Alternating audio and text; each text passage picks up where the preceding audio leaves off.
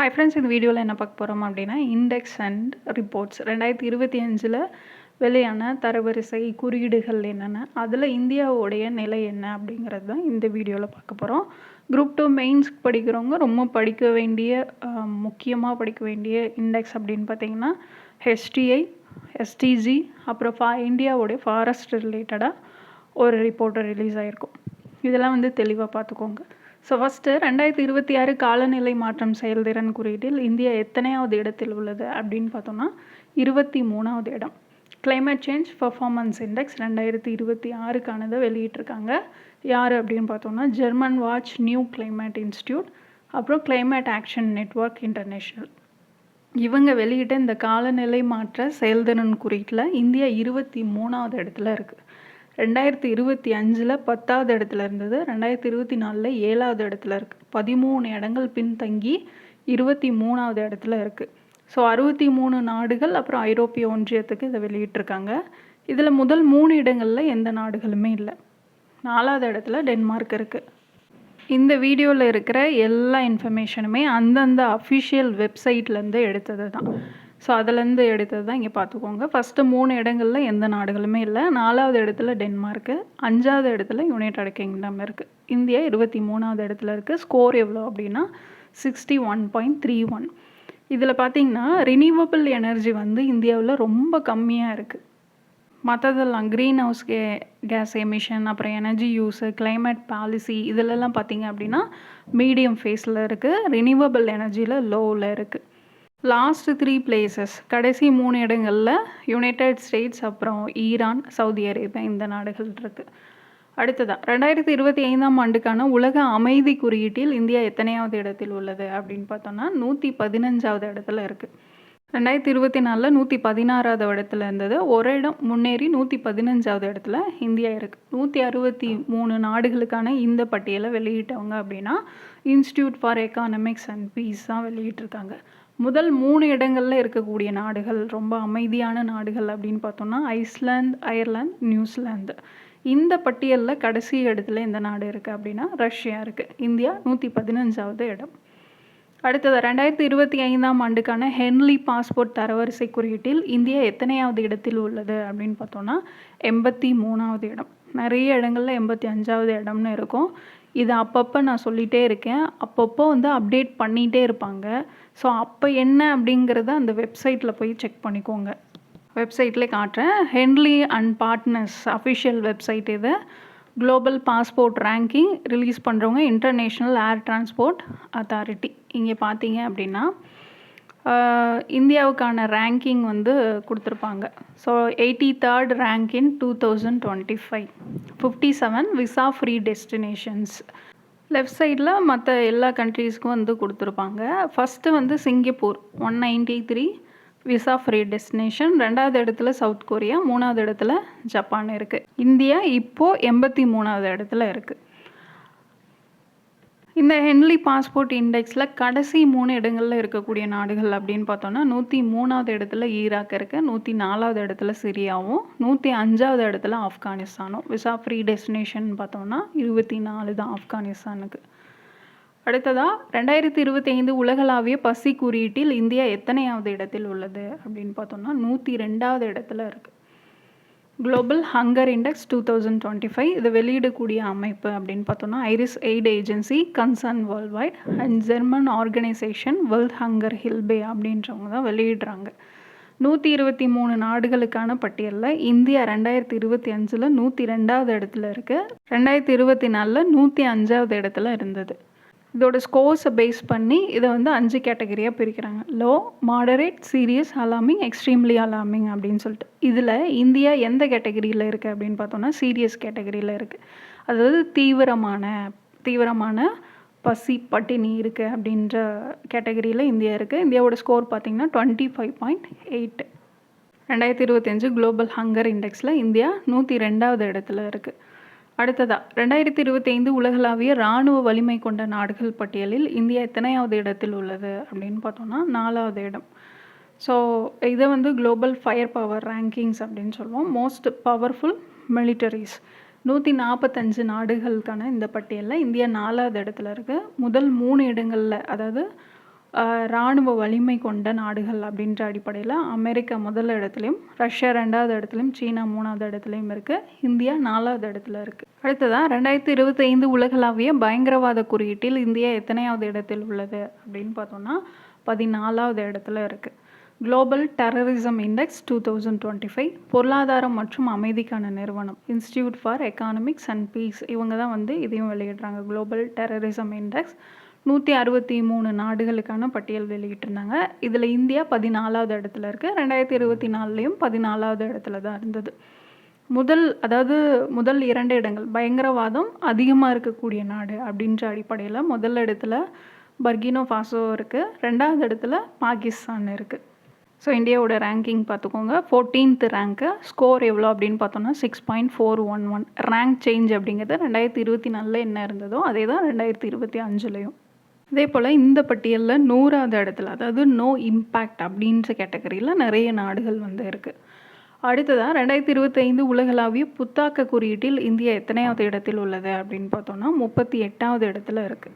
Global innovation index 2025 இதை வெளியிடக்கூடியவங்க அப்படின்னு பார்த்தோன்னா உலக அறிவுசார் சொத்து அமைப்பு, வேர்ல்டு இன்டெலெக்சுவல் ப்ராப்பர்ட்டி ஆர்கனைசேஷன் தான் இதை வெளியிடுறாங்க.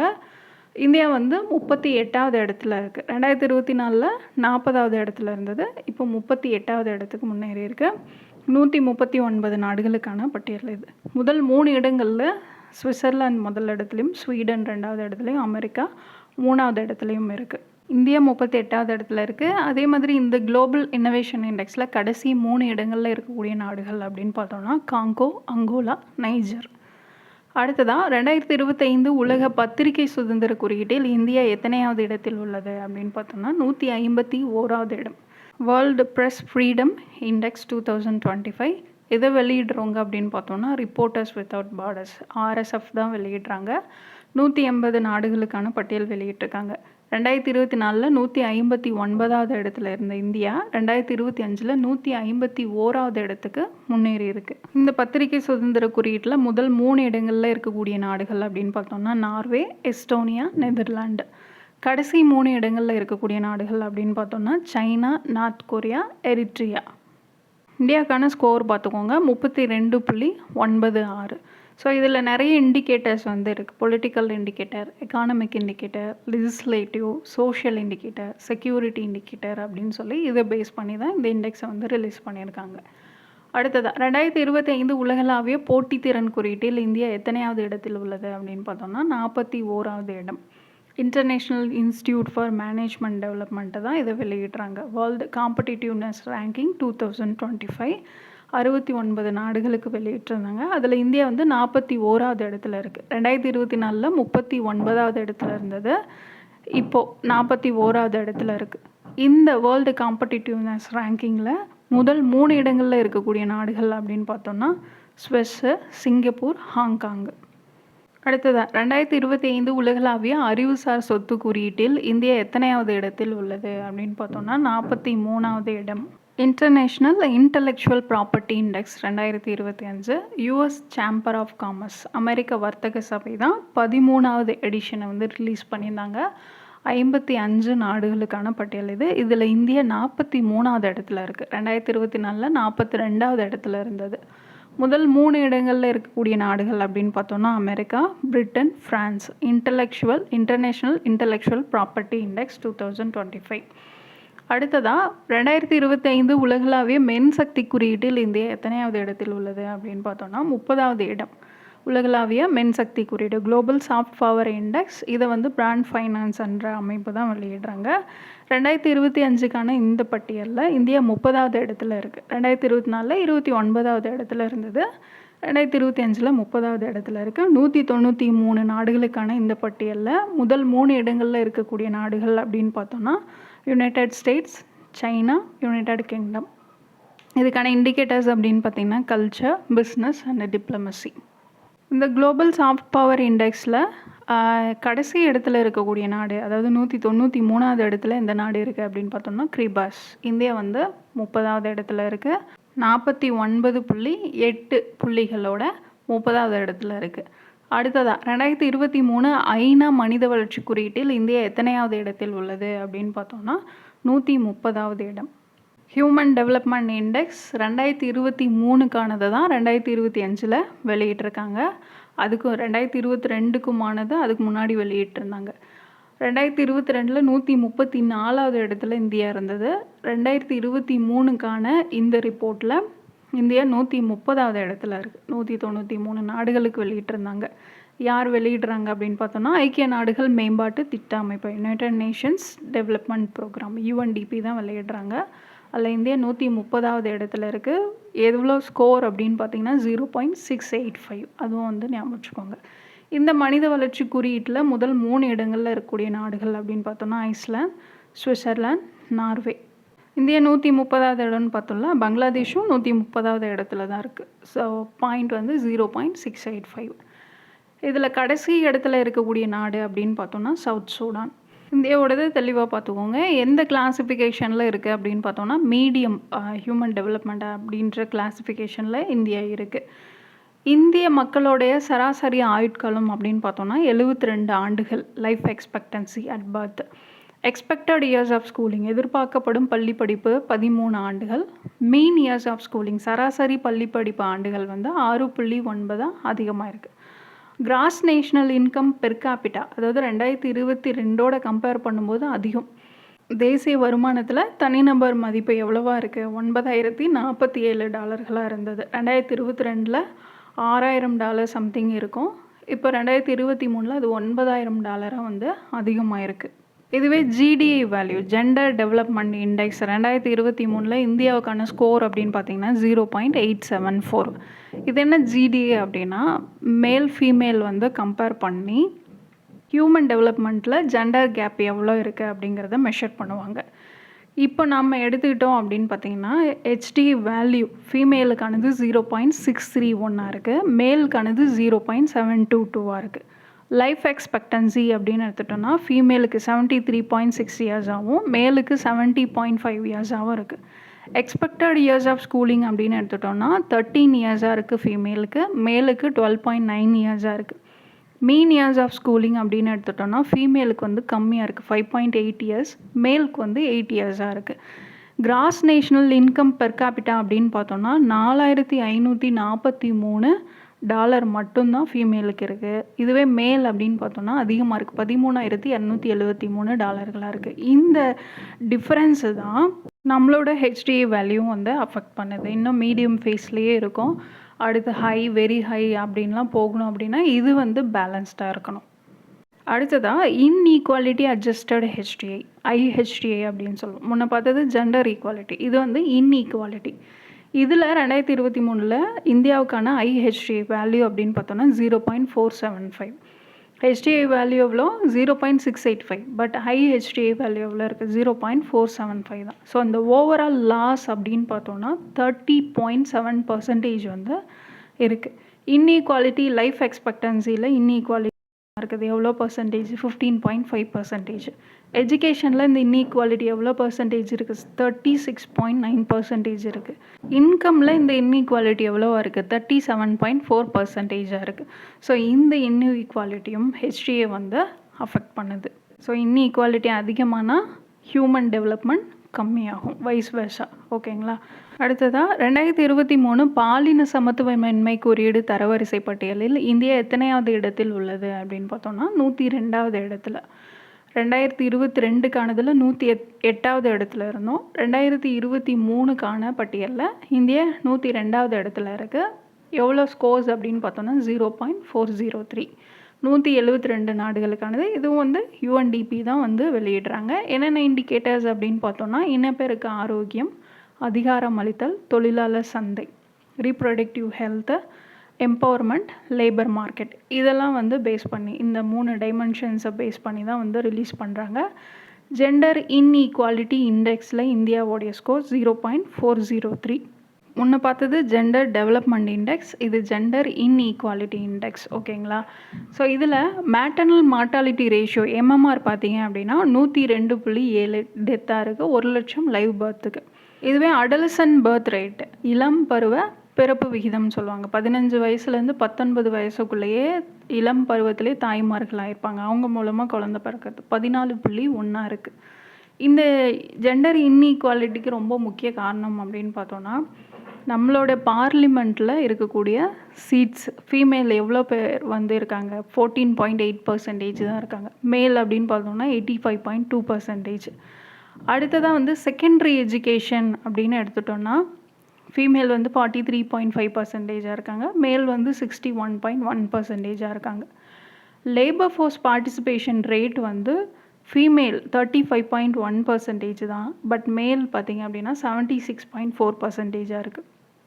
ஸோ இந்த ஜெண்டர் கேப்பு தான் இந்த ஜெண்டர் இன்இக்வாலிட்டிக்கும் முக்கிய காரணமாக இருக்குது. அடுத்ததாக ஜெண்டர் சோஷியல் நார்ம்ஸ் இண்டெக்ஸ், ஜிஎஸ்என்ஐ அப்படின்னு சொல்லுவாங்க. பாலின சமூக நெறிகள் குறியீடு அப்படிங்கிறது. இது வந்து ஸ்கோர்ஸ் பார்த்திங்க அப்படின்னா 0 to 1 வரைக்கும் கொடுப்பாங்க. அதிகமான ஜிஎஸ்என்ஐ வேல்யூ இருக்குது அப்படின்னா இந்த பாலின சமத்துவம், அப்புறம் பெண்களுக்கு அதிகாரம் அளிக்கிறது, இதுக்கெல்லாம் எதிரான சார்புடையவங்களாக இருக்கிறாங்க அப்படின்னு அர்த்தம். இந்தியாவோட ஸ்கோர் எவ்வளோ? 99.22% இருக்குது. அதாவது பெண்களுக்கு எதிரான குறைந்தபட்சம் ஒரு சார்பு கொண்டவங்களாக இந்தியாவில் இருக்காங்க அப்படிங்கிறது தான் அர்த்தம். இதில் டைமென்ஷன்ஸ் அப்படின்னு பார்த்தீங்கன்னா political, educational, economic, physical integrity அப்படின்னு சொல்லி 4 டைமென்ஷன்ஸை வந்து யூஸ் பண்ணுறாங்க. இதுக்கான இண்டிகேட்டர்ஸ் வந்து இங்கே இருக்கும், பார்த்துக்கோங்க. ஸோ இதில் ஃபஸ்ட்டு வந்து அந்த ஃபிசிக்கல் இன்டெகிரிட்டி அப்படிங்கிறதுல தான் அதிகமாக இருக்குது. எவ்வளோ? 92.39% வந்து இருக்குது. பெண்களுக்கு எதிராக அந்த உடல் ரீதியான பாகுபாடு காட்டுறது அதிகமாக இருக்குது. ரெண்டாவது வந்து எக்கானமிக், பொருளாதாரம் அப்படின்னு எடுத்துட்டோம்னா 75.09% வந்து மக்கள் என்ன நினைக்கிறாங்கன்னா, ஆண்கள் வேலை செய்கிறதுக்கு தான் அதிக உரிமை இருக்குது, இல்லை அவங்க தான் வந்து சிறந்த வணிக நிர்வாகிகளாக இருப்பாங்க அப்படின்னு நம்புகிறாங்க. இதுவே பொலிட்டிக்கல் அப்படின்னு எடுத்துட்டோம்னா 68.91% வந்து மக்கள் என்ன நினைக்கிறாங்க அப்படின்னா, ஆண்கள் வந்து சிறந்த அரசியல் தலைவர்களாக இருப்பாங்க, இல்லை சிறந்த அரசியல் தலைவர்களை உருவாக்குவாங்க அப்படின்னு நம்புகிறாங்க. எஜுகேஷ்னல் அப்படின்னு எடுத்துட்டோம்னா 38.5% மக்கள் வந்து ஆண்களுக்கு பல்கலைக்கழக கல்வி வந்து ரொம்ப முக்கியமானது அப்படின்னு நம்புகிறாங்க. ஸோ இந்த மாதிரியான ஒரு சார்பு உடையவங்களாக இருக்கிறது தான் இந்த ஜிஎஸ்என்ஐ வேல்யூ வந்து அதிகமாக இருக்கிறதுக்கு காரணம். இந்தியாவுடைய ஜிஎஸ்என்ஐ வேல்யூ 2023 99.22% இருக்குது. அடுத்ததாக 2025ஆம் ஆண்டிற்கான நிலையான வளர்ச்சி அறிக்கையில் இந்தியா எத்தனையாவது இடத்தில் உள்ளது அப்படின்னு பார்த்தோம்னா 99வது இடம். முதல் முறையாக 100 நாடுகளுக்குள்ளே இந்தியா வந்திருக்கு. அதாவது எஸ்டிஜி ரிப்போர்ட், இது சஸ்டைனபிள் டெவலப்மெண்ட் கோல்ஸ் ரிப்போர்ட் 2025க்கானதை வெளியிட்டிருந்தாங்க. அதில் இந்தியாவோட ரேங்கிங் அப்படின்னு பார்த்தோன்னா 99.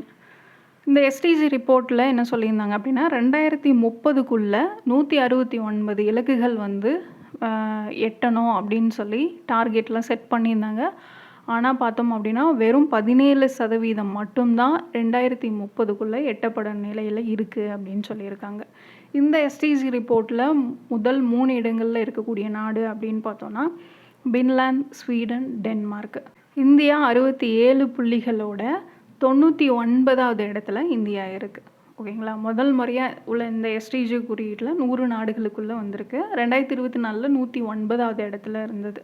இந்தியாவுடைய எந்தெந்த எஸ்டிஜிலாம் சிக்னிஃபிகண்ட்டாக இம்ப்ரூவ்மெண்ட் இருக்குது அப்படின்னு பார்த்தோன்னா வறுமை ஒழிப்பு எஸ்டிஜி 1, அப்புறம் சமத்துவமின்மையை குறைத்தல் எஸ்டிஜி 10, மின்சார வசதி எஸ்டிஜி 7, அப்புறம் டிஜிட்டல் உள்கட்டமைப்பு எஸ்டிஜி 9. இதிலெல்லாம் வந்து இந்தியா முன்னேறி இருக்குது. இன்னும் சேலஞ்சஸ் எதிலெல்லாம் இருக்குது அப்படின்னு பார்த்தோன்னா காலநிலை மாற்றம், கடல்சார் வாழ்க்கை பாதுகாப்பு, நிலவாழ் உயிர் பாதுகாப்பு, அப்புறம் ஊட்டச்சத்து குறைபாடு, உடல் பருமன், இந்த இலக்குகள்லாம் இன்னும் வந்து சேலஞ்சஸ் இருக்குது அப்படின்னு சொல்லியிருக்காங்க. அடுத்ததாக 2025ஆம் ஆண்டுக்கான ஆசிய சக்தி குறியீட்டில் இந்தியா எத்தனையாவது இடத்தில் உள்ளது அப்படின்னு பார்த்தோன்னா 3வது இடத்துல. ஏஷியா பவர் இண்டெக்ஸ் 2025 உலகின் தலை சிறந்த நாடுகள் பட்டியல். இதை நிறைய ஆர்கனைசேஷன்ஸ் வந்து வெளியிடுவாங்க. சிட்னி, அதாவது ஆஸ்திரேலியாவுடைய சிட்னியை சேர்ந்த லோவி இன்ஸ்டியூட் வந்து இந்த ஏஷியா பவர் இண்டெக்ஸ் 2025 அப்படிங்கிற இண்டெக்ஸை வெளியிட்டிருந்தாங்க 27 நாடுகளுக்கு. இதில் இந்தியா 3வது இடத்துல இருக்குது. முதல் முறையாக ஆசியாவிலேருந்து ஒரு முக்கிய சக்தி வாய்ந்த நாடாக மேஜர் பவர் அப்படின்ற குரூப்புக்குள்ளே இந்தியா வந்து வந்திருக்கு. ஃபஸ்ட்டு பார்த்திங்க அப்படின்னா சூப்பர் பவர், அதில் வந்து யுனைடெட் ஸ்டேட்ஸும் சைனாவும் இருக்குது. மேஜர் பவர் அப்படின்ற குரூப்பிங்கில் இந்தியா வந்து வந்திருக்கு, 3வது இடத்துல இருக்குது. ஸ்கோர் வந்து 40.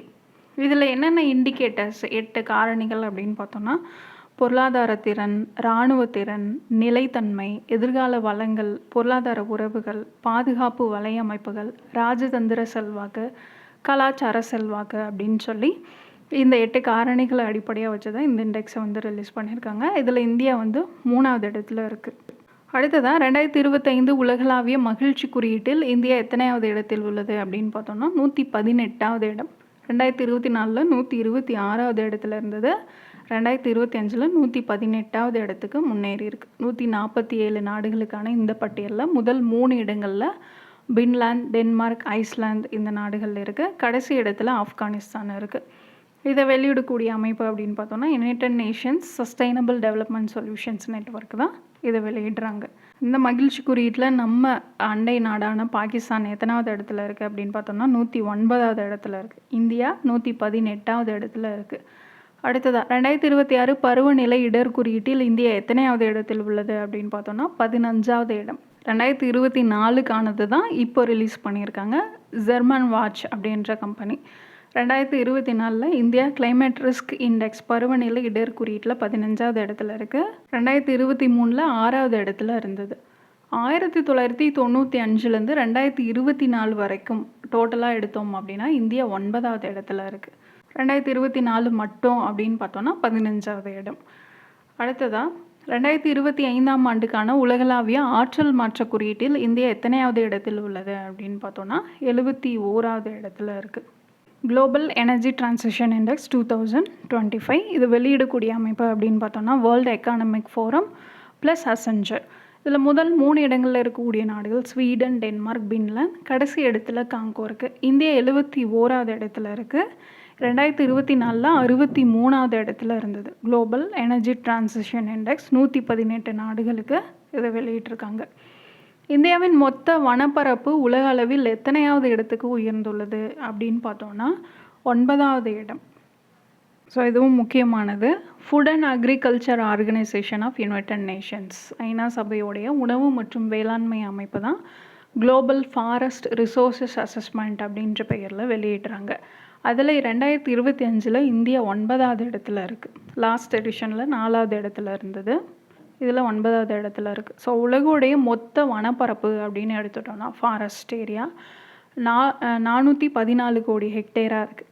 அதில் 54% கிட்டத்தட்ட 5 நாடுகளில் மட்டுமே இருக்குது. ரஷ்யா, பிரேசில், கனடா, அமெரிக்கா, சீனா அந்த 5 நாடுகளில் மட்டுமே பாதிக்கும் மேற்பட்ட வனப்பரப்பு வந்து இருக்குது. இந்தியா இந்த இதில் 9வது இடத்துல இருக்குது. ஒவ்வொரு வருஷமும் காடுகளோட பரப்பளவை அதிகரிக்கிறதில்ல. அதாவது net annual forest area gain அப்படின்னு பார்த்தோன்னா இந்தியா வந்து 3வது இடத்துல இருக்குது. உலக அளவில் இந்தியாவோடைய வனப்பகுதி அப்படின்னு பார்த்தோன்னா 72,739 ஹெக்டேராக இருக்குது. இது அதாவது உலகோட மொத்த வனப்பகுதியில் சுமார் 2% மட்டும்தான் இந்தியாவுடைய வனப்பகுதி. 2015 2025 வரைக்கும்லான இந்த காலகட்டத்தில் ஒவ்வொரு வருஷமும் அந்த வனப்பரப்பை அதிகரிக்கிறதுல முதல் இடத்துல இருக்கக்கூடிய நாடு அப்படின்னு பார்த்தோம்னா சீனா தான். 2015-25 வரைக்கும் இந்த 10 வருஷத்தில் அதிகபட்சமாக 16.9 லட்சம் ஹெக்டேர் வந்து வனப்பகுதியை அதிகமாக்கியிருக்காங்க. அதுக்கு அடுத்ததாக 2வது இடத்துல ரஷ்யா இருக்குது. 3வது இடத்துல இந்தியா இருக்குது. ஸோ இந்த 10 வருஷத்தில் 1.91 லட்சம் ஹெக்டேர் வந்து இந்த வனப்பரப்புகளை வந்து அதிகமாக்கி 3வது இடத்துல இருக்கிறாங்க. 1990 2025 வரைக்கும் ஆசிய கண்டம் மட்டும்தான் வனப்பரப்பு அதிகரிப்பை வந்து பதிவு செஞ்சுருக்கக்கூடிய ஒரே பிராந்தியம் அப்படின்னு சொல்லப்பட்டிருக்கு. காடழிப்பு அதாவது மரங்கள் வந்து வெட்டப்படுது இல்லையா, குளோபல் வுட் ரிமூவல்ஸ் அப்படின்னு எடுத்துட்டோன்னா இந்தியாவோடைய பங்கு அப்படின்னு பார்த்தோன்னா 9%. உலகளவில் மரங்கள் வெட்டுறதுல இந்தியாவுடைய பங்கு 9%. 2023 நிலவரப்படி பார்த்திங்க அப்படின்னா 2வது இடத்துல இந்தியா இருக்குது. பெரும்பகுதி எதுக்காக வெட்டப்படுது அப்படின்னா எரிபொருளுக்காக வெட்டப்படுது, மரங்கள் வந்து வெட்டுறாங்க. அடுத்ததாக கார்பன் சிங்க் அப்படின்னு பார்த்துட்டோன்னா இந்தியாவுடைய காடுகள் ஒவ்வொரு வருஷமும் 150 மில்லியன் டன் கார்பன் டை ஆக்சைடை வந்து உறிஞ்சுது. இதன் மூலமாக கார்பன் உறிஞ்சும் நாடுகளோட பட்டியலில் இந்தியா 5வது இடத்துல இருக்குது. Carbon removals on forest land இதில் டாப் கண்ட்ரீஸ் அப்படின்னு பார்த்தோன்னா ரஷ்யா வந்து first, China second, United States 3வது, பிரேசில் 4வது, இந்தியா வந்து 5வது இடத்துல இருக்குது. 2023 இந்தியா கவர்மெண்ட்டே India state of forest report அப்படின்னு சொல்லி வெளியிட்டிருந்தாங்க. அதன்படி இந்திய வனநிலை அறிக்கை 2023 படி பார்த்தோம் அப்படின்னா இந்தியாவுடைய மொத்த வனப்பகுதி 7,15,343 சதுர கிலோமீட்டர். இது நாட்டோடைய புவியியல் பரப்பில் 21.76%. அதிக வனப்பகுதிகளை கொண்ட முதல் 3 மாநிலங்கள் அப்படின்னு எடுத்துட்டோம்னா மத்திய பிரதேசம் முதல் இடத்துல இருக்குது. அதை தொடர்ந்து அருணாச்சல பிரதேசம், 3வது இடத்துல சத்தீஸ்கர் இருக்குது. அடுத்ததாக உலகின் சக்தி வாய்ந்த விமானப்படை பட்டியலில் இந்தியா எத்தனையாவது இடத்தில் உள்ளது அப்படின்னு பார்த்தோன்னா 3வது இடம். World directory of modern military aircraft அப்படின்றவங்க வெளியிடுறாங்க குளோபல் ஏர் பவர்ஸ் ரேங்கிங் 2025. இதில் இந்தியா வந்து 3வது இடத்துல இருக்குது. டாப் ஏர் ஃபோர்ஸஸ் அப்படின்னு பார்த்தோன்னா United states air force, Russian air force, Indian air force 3வது இடத்துல இருக்குது. அடுத்து தான் சைனா வந்திருக்கு. பட் இது வந்து அக்டோபரில் ரிலீஸ் ஆன டேட்டா. ஆஸ் பர் இப்போது ஜனவரி 2026 படி பார்த்தீங்க அப்படின்னா யுனைடெட் ஸ்டேட்ஸ் ஏர்ஃபோர்ஸ் ஃபஸ்ட் இடத்துல இருக்குது. இந்தியன் ஏர்ஃபோர்ஸ் வந்து 6வது இடத்துல இருக்குது. பாயிண்ட் பார்த்திங்க அப்படின்னா 69.4. அடுத்ததாக 2025 காற்று மாசு அதிகம் உள்ள நாடுகளின் பட்டியலில் இந்தியா எத்தனையாவது இடத்தில் உள்ளது அப்படின்னு பார்த்தோன்னா 3வது இடத்துல இருக்குது. வேர்ல்ட் ஏர் குவாலிட்டி இண்டெக்ஸ் 2025 ஸ்விஸ் ஏர் குவாலிட்டி டெக்னாலஜி கம்பெனி தான் இதை வெளியிடுறாங்க. 2024 5வது இடத்துல இருந்த இந்தியா இப்போ 3வது இடத்துக்கு பின்தங்கி இருக்குது. ஸோ காற்று மாசு அதிகமாக இருக்கக்கூடிய நாடுகளோட பட்டியல் 3 இடங்களில் பார்த்தோம் அப்படின்னா எகிப்து முதல் இடத்துலையும், பங்களாதேஷ் 2வது இடத்துலையும், இந்தியா 3வது இடத்துலையும் இருக்குது. இந்தியாவுடைய எந்த நகரம் வந்து 3வது இடத்துல இருக்குது அப்படின்னு பார்த்தோன்னா டெல்லி. ஏர் குவாலிட்டி இண்டெக்ஸ் பாயிண்ட்ஸ் பார்த்தீங்க அப்படின்னா 233. இது எந்த கிளாஸிஃபிகேஷனில் வருது அப்படின்னா வெரி அன்ஹெல்தி அப்படின்ற கேட்டகரியில் வருது. இந்தியாவுடைய இன்னொரு நகரமான கொல்கத்தா பார்த்தீங்க அப்படின்னா 167 AQIயோட இந்த பட்டியலில் 7வது இடத்துல இருக்குது. மும்பை இந்த பட்டியலில் 16வது இடத்துல இருக்குது. இதெல்லாம் மோஸ்ட் பொல்யூட்டட் சிட்டிஸ். இதுவே கிளீனஸ்ட் சிட்டிஸ் அப்படின்னு பார்த்தோன்னா மலேசியாவுடைய கோலாலம்பூர் குட் அப்படின்ற கேட்டகரியில் வந்து முதல் இடத்துல இருக்குது. அடுத்ததாக 2024 உலகளாவிய ஊழல் புலனாய்வு குறியீட்டில் இந்தியா எத்தனையாவது இடத்தில் உள்ளது அப்படின்னு பார்த்தோன்னா 96வது இடம். Corruption perception index 2024 transparency international தான் இதை வெளியிடுறாங்க. 96வது இடத்துல இந்தியா இருக்குது. 2023 93வது இடத்துல இருந்தது. 2024 96வது இடத்துல இருக்குது. முதல் 3 இடங்கள் அப்படின்னு பார்த்தோன்னா டென்மார்க் முதல் இடத்துலையும், பின்லாந்து 2வது இடத்துலையும், சிங்கப்பூர் 3வது இடத்துலையும் இருக்குது. கடைசி இடத்துல பார்த்தோம் அப்படின்னா சோமாலியாவும் சவுத் சூடானும் இருக்குது. ஓகே ஃப்ரெண்ட்ஸ், இதோட இந்த இண்டெக்ஸ் வந்து ரொம்ப முக்கியமானது. 2025 ரிலீஸ் பண்ணதெல்லாம் பார்த்துட்டோம். அடுத்த ஒரு வீடியோவில் அடுத்த ஒரு டாப்பிக்கில் பார்க்கலாம். தேங்க்யூ.